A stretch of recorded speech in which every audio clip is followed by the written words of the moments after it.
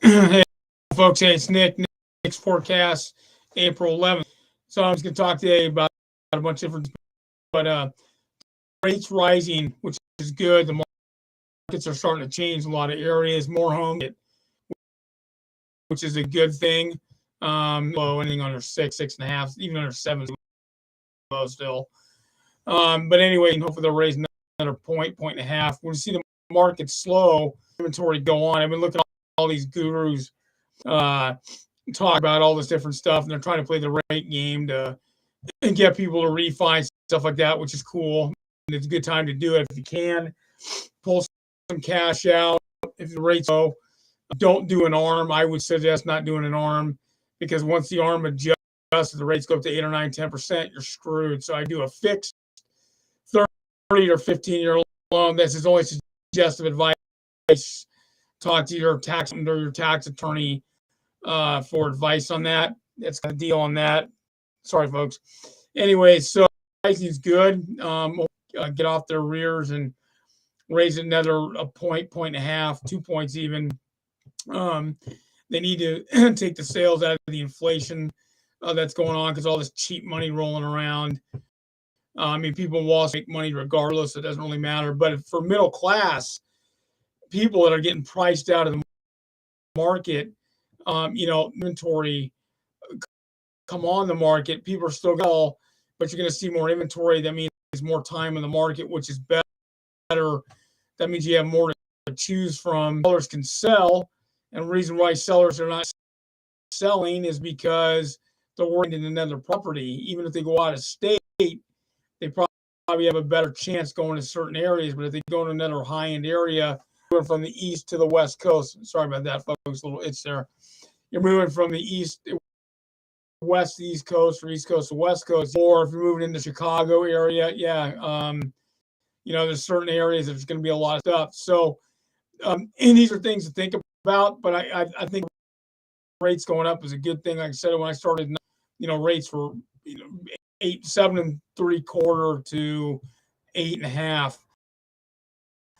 That was just on a regular loan. So a lot of you Generation Z and Xers out there, you guys started with rates really low, and you haven't been with the high rate game. That changed a lot of stuff.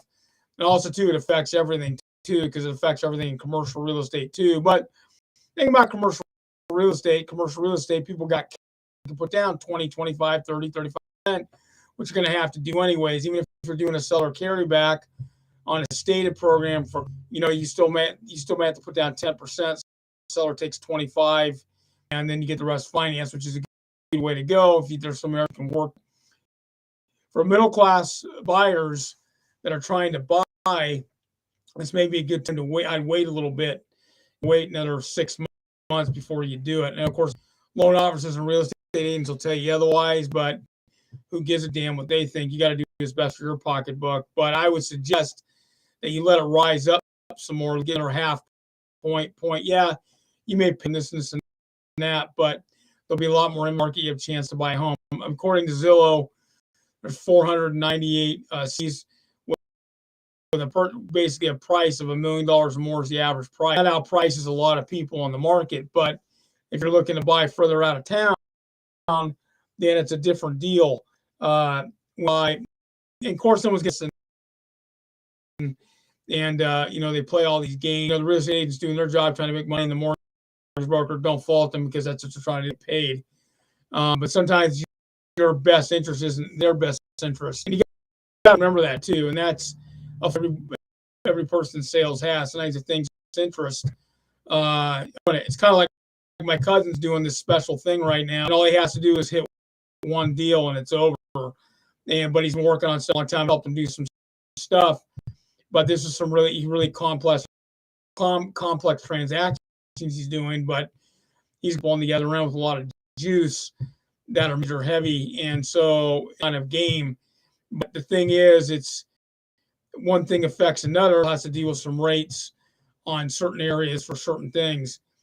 And I'm not going to get into detail or elaborate about any of it, but out there where, there's a difference in the way things are done because the bond market's setting everything. The treasury notes are essentially a bond. And basically the Treasury notes, a 10-year bond, still fairly low for the most part, and it's not going to go up until they start raising the rates up, the Fed. But you never know what the Fed's going to do when their market committee hearings and the beige book and stuff like that, and you've got all these different Fed governors doing different things. Can't predict, but hopefully they'll raise it 2 points. It would be good. It would really knock inflation down somewhat. Deflationary pressures could be an issue also too.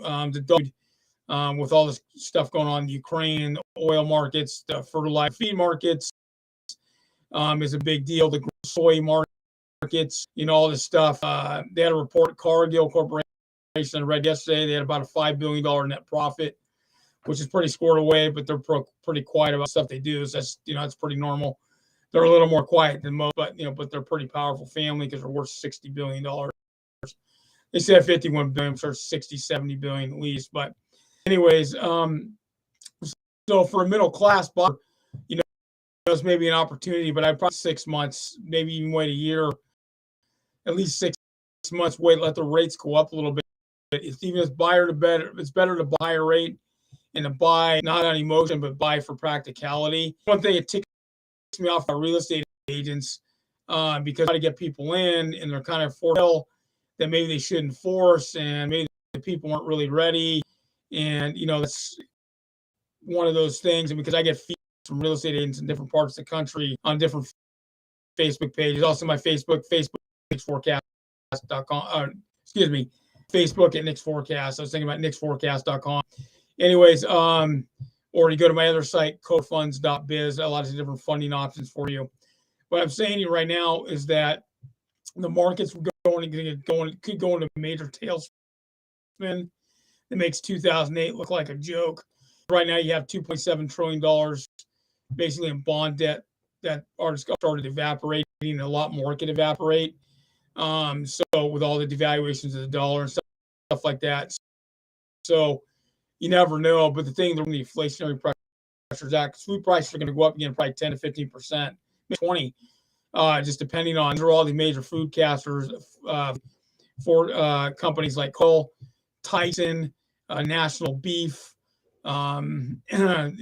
Basically, there's another one I can't say. Seguin, Hua, major company. They own National Beef. There's a couple other ones I can't think off the top of my head. They're major producers of food, beef. That prices are going to go up because essentially all places, a lot of people don't know this, are basically set in Wichita. Even though the mercantile exchange is in Chicago, the CMOC, a lot of the beef prices and even prices for chicken and pork, a lot of it are set in Wichita by the Cattlemen's Association. They've got some stuff there in Wichita, Kansas, and they're powerful as hell. You don't mess with them. I mean, they start calling on governors and their senators and House representatives, and they get to the White House. So and they're a pretty powerful station, kind of like the oil companies, because like Exxon just had a record, which is totally cool because it's good for stockholders and it's good for the country because everyone gets a dividend. So it's a good thing, but that still affects even interest rates because they're going to have to move them up to try to take some of that stuff out. But like class buyer, and there's a lot of good programs out there right now in the non-prime. That's used to be called subprime. There's a lot of good products out there right now in the subprime and the non-prime area, which is still non-prime, but the non-conforming type of loan that they're not calling that now, but the non-prime loan with non-conforming status. There's a lot of good programs out there. Yes, you go to a mortgage broker. Also, do not go to a bank. Banks suck. They have terrible programs, and they just can't do any. Most of the mortgage brokers that work at banks are incompetent. So anyway, even if you're a commercial investor looking for, I'd still tell you go to a mortgage broker if you go to a bank. You own a lot of properties, different deal. But then you can, besides going to a bank, you might go to a hedge fund or a mortgage advisory. I mean, not mortgage, an advisory group. See, I rephrase that wrong. Anyways, so when you're basically a middle class buyer or in the middle class area somewhere, which is generally now under 100K. Basically, also too, you might want to go in there and check with a mortgage broker, see what kind of programs out there, check your credit score and get that all tidied up, and talk to your mortgage broker about helping you to get prepared. Because most real estate agents don't do anything. They don't know squat anything about mortgage. They barely know about conventional loans. Some do that have been around a long time. There's not many people like me who've done basically residential and commercial real estate and mortgages, and I did both. And since I was part owner in the company, general manager, I already know the deal. So a lot of people, I still do commercial loans now, and basically, but I've got funders that are not going to be on a radar of a commercial. But a lot of commercial mortgage people, when you talk to them, they're only one way. They usually do residential or they'll do commercial. A lot of them don't do both, which is okay if you're a middle class buyer and you're basically driving or whatever. And I don't care if you're 70 or I don't care if you're 18, 19, whatever, anything in between. Basically, you're a mortgage broker and have a plan, because you may have to build your credit. It may take a year to do it. And so that's just something to think about. You may have to pay off whatever, XYZ. They can do a report and may cost you $35, but they can sit down and tell you all the stuff you need to do. So 6 to a year, maybe a year and a half, then you get ready. And basically they can recommend a real estate agent to you, or you have your own real estate agent, or that real estate agent recommends a mortgage broker to you. That's fine. I'm totally good with that, because they're random, which is cool. And they may have, the thing is, they got the mortgage broker, you talk more than conventional loans. I'm talking Fannie Mae, Freddie, but I'm not I'm talking FHA. They got to know more than that. Oh, they need to know more than that. They need to know about the time non-conforming market. They need to know about zero down loans, the stated loans, the no doc loans. They don't. You may have a 401k. You may have some stocks and bonds. You may have a property, whatever. You need to find out about these programs. Still pretty, like I said, to me, there's basically 6-7%. So you need to check into that. And the first time out buying a good thing, maybe you want to buy a fourplex or a triplex. If I difference between a fourplex and a triplex, but that's just me. If a triplex and a fourplex and the difference of cost 30 grand, 40, 50, I'd get the 40. I'd get the fourplex. It's better long term. And you can still lock in a good rate. And right now, if you're doing, I wouldn't do an arm me, because down the road they'll go up and get blown away. Right now, the market soon is going to go into tailspin because of all the bond debt, and you can read about it. It's all over the Wall Street Journal. It's in basically Bloomberg every day, Fox Business and Money, MSNBC Money, whatever you watch or read. All business, basically business. I'm just giving you business, whatever you look at. The same thing's going on in Europe, it's going on in the US, it's going on in Latin America and Africa, some parts in Asia. You're talking everywhere. Say Australia, it's the same stuff. Because there's a lot of lending for a lot of these hedge funds, basically finance overseas. So, these are just things to think about.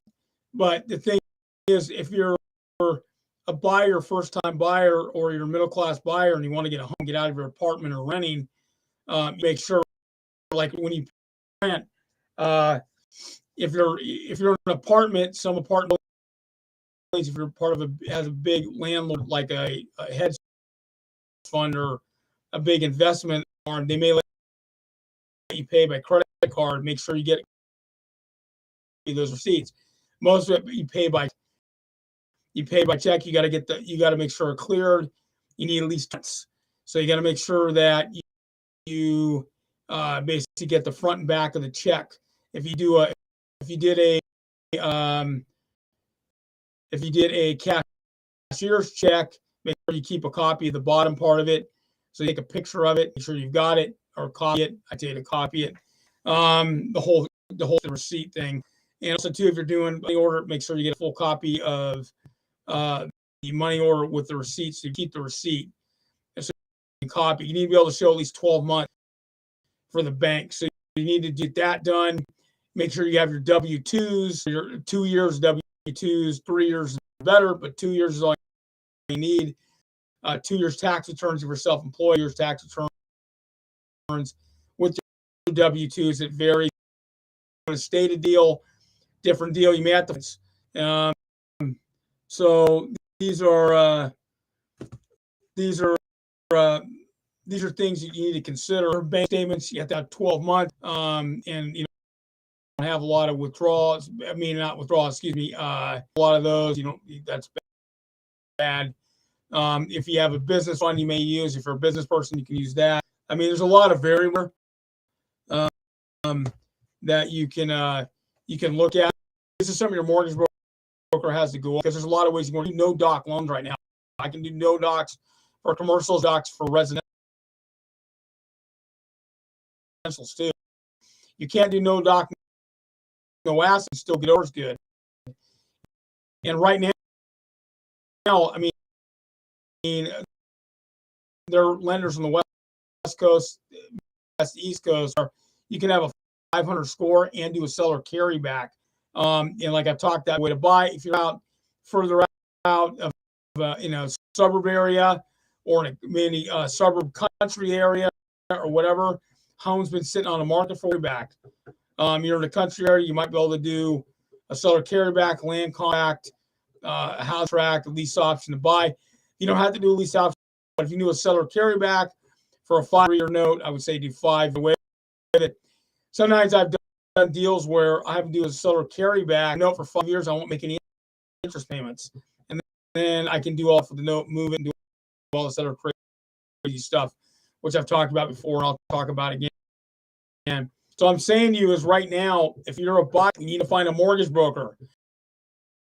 So if you have a realtor or two, a friend, then whatever the mortgage broker is going to talk to the broker, do it. You got to go find when you see one in an ad, call them up. You're looking through for homes and land, doesn't matter. Or you might see one on the internet. You put mortgage brokers in. You don't be afraid to call them. The only thing is, one thing you got to be careful of, this is a little thing they don't talk, is you don't want your credit pulled too many times. So talk to them on the phone, check them out, but you don't want to hold more than twice, because that's kind of the deal. Ask your mortgage broker is basically how long they've been doing it, but also too, basically ask them, do they do non-prime and do they do non-conforming all-day loans? That you need to ask them. The conventional loans, the FHA, not all mortgage brokers do FHA and VA. The reason is because it's hard to get an FHA approval, and a lot of these mortgage brokers don't have that kind of money in the bank. I'm just telling you how it is. Veteran VA is not as bad. There's a less paperwork, less to do, but still do it. I mean, where I live in Missouri, veterans loans. They're a company, I think they're in 25 states. They have their own real estate company and insurance, which is smart. And I don't know if they're into in escrow. They might be. They do primarily is veteran loans for veterans. There's millions of like in the U.S. like myself. I never use the VA loan to get better loans where I can work. But it's a full doc loan. There's a little more leniency like an FHA. But so talking to mortgage broker, the rates going up is going to put more inventory in the market. So I would wait 6 months to a year. I mean, if you have to buy now, go ahead. But the problem is, don't when you're buying it. This is where a lot of people get caught, as they get caught in emotion. I kind of laugh. You got all these people basically buying all this property at full price and overbidding, but they're buying an emotion. They're not tactically, and you got to think tactically when you buy. And the thing is, like, there's a lot of areas. There's an article in the Wall Street Journal last week talking about there's not much change in the suburbs as far as buying increases and stuff like that, which is kind of true. In the rich areas, quote unquote, rich zone areas, you're not seeing much as far as that goes, changeover. I mean, yeah, there's certain pockets where the codes you're going to have some of that, LA, West Los Angeles, Beverly Hills, some of the surrounding Coral Gables in Florida, out of Miami, that area down in there, the Gold Coast there. New York City has come back. Blah blah blah blah blah. Some parts of San Diego areas, but so what? It doesn't mean anything, because the thing is, there's always real estate's going to go regardless. Even with all the quote unquote cloud real estate companies, which to me is a joke, they've got a lot of problems, and big real estate agents right there. Is that they don't have any offices, and if they run into problems, they're screwed, because if they have there, or if they do have a small office, and basically it's a PO box or a 2-man office that's basically 8, 9, 10 hours from where you live, for that real estate agent, they're kind of screwed. There's all problems, but go to an agent, go to a franchise agent, and basically go anywhere you want to. But you want to at least talk to the agent, or at least be able to meet him at Starbucks or coffee shop, whatever. Good. If you can't meet him at the office, some agents don't really have offices to meet. Some do. It doesn't matter. As long as you talk to your agent, then you're good to go. So that's just one of those things. And be pushed or forced into a real estate agent or mortgage broker. That's probably the worst thing. If they do that, dump them. That's you don't want to be forced or put a buyer, because you want to be able to take your time and do it, understand the process, and that's up to them. Even though they're your real estate agent and mortgage broker or a check, don't be forced or pushed into it. I remember a story I was going to buy a truck a long time ago at this one dealership outside Seattle, and I could tell the guy was desperate. And I looked at this truck, and then he pulled his truck out. It was a stick. I walked and said, no. It was a Ford truck. I said, no, see ya, I'm out of here. And he got all pissed, blah, blah, blah, blah. And I just walked. And I told his manager how unprofessional, an idiot. And so I didn't like being pushed. And also, too, he pulled a truck out that I didn't want. This is a long while ago, when they used to have some certain types of sticks. It was a Ford, but I said, no, I told the guy what I was looking for. He lied to me on the phone. So it just happened. So that happens. So just don't get caught in those traps. But if you're a middle class buyer, if you have to buy now, great. Otherwise, if you can hold off to do it, wait for the rates to go up a little, go up. If you have to get now, got to do it. But make sure you get a mortgage broker, and go to a bank, go to a credit union. Don't go there. Go to a mortgage broker, check it out. Make sure you get everything scored away. So you're good to go. Because being successful has to do with planning. Both parties, mortgage broker and a real estate agent, you're going to have to plan. Like I said, most real estate agents don't know anything about finance. Most real estate agents don't own more than one home. This is the one they live in. Okay? So that ain't cutting it. But that's just the way it is. And a lot of the agents talk, but they don't own any investment properties. They've never owned anything. They've never done anything. So, basically, they own a home, great. They might have been owned some in the past, great. But that's a question you need to ask your real estate agent. How many properties have you owned? And generally, that's a question. I can sit there and laugh, yeah. I remember one time, me and my cousin, we had 25 properties at once, all going. We fixed them all up and dumped them. Some were apartments, a lot of them were houses. Some were doing development all at once. We had all these mortgages going on at once because we financed stuff. We knew how to leverage. So things like this happen. It's a crazy world we live in. But the thing is, I want you to be successful at it. So talk to your mortgage broker, talk to your real estate agent, and make sure you got your work scored away. If you're going to do a state deal, find out what you need to do. If you had started buying a commercial property, it's to do a no doc, right? Make sure you got the assets. Just make sure you got your stuff scored away. Do anything you need to do to get your credit made. So what? Fine. At least you do it right. Then you can go in and make the kill that you want. And so, like I said, if you got any questions, go to nickforecast.com. Go to Facebook at nickforecast. You can go to my other site. You can go to cobrafunds.biz and subscribe to my broadcast. Anyways, have a good one.